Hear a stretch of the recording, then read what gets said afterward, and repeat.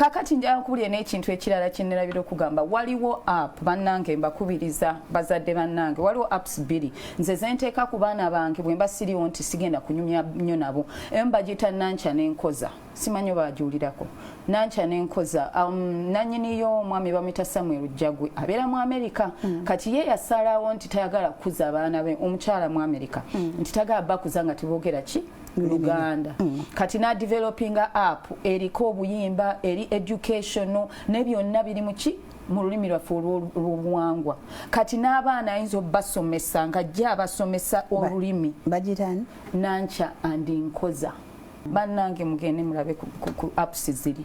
zijja kutuyamba nnyo nti ne wootabeera mu kifo ky'okuteeka omwana ku YouTube oba Nickelodeon bawandiika ate ne babazaako mu Luzungu ate ne babazaako mu Luganda kwegamba omwana n'abeerawo ng'akwata wano na wali nsi nti ate alina okuwabira eri ennyo nti bw'anadda eno ate tajja bitegeera kwegamba oba bo basomesa balina engeri gye bakistructuringa naye abaana bange batuulako n'essaawa ebbiri nga tebeenyenyezza bali entertaining nja kubyogerako naye kya Nankya ne Nkoza mu kiseera kino kye tuli awaka mu kifo ky'abaana okutuula okulaba ekifiripino ne bamanya ani naani ani ayagala ani twanditutte obudde ne tubateerako omwana n'ayiga n'obuyimba buno ffe bwajja tuli mbuzi olaba nakatooleka tweriire nakatu kati n'olaba abaana bange nga they're singing along and then it's animated olaba bukatuni nga nabo buzina kwegamba omwana n'abeeraawo nga naye kimwi ali entertained naye kati obiseera bye tulimu omwana takyasobola kutuula nsi n'asoma akatabo kayita mu ddakiika 3 so tukozese omukisa guno bano abantu abatuteereddewo obuntu buno nga bu apps tugendewo tuteekeko abaana baffe ekirala bamama ne bataata musooka kulabako temutwala kigambo kyange kubanga omwana abawo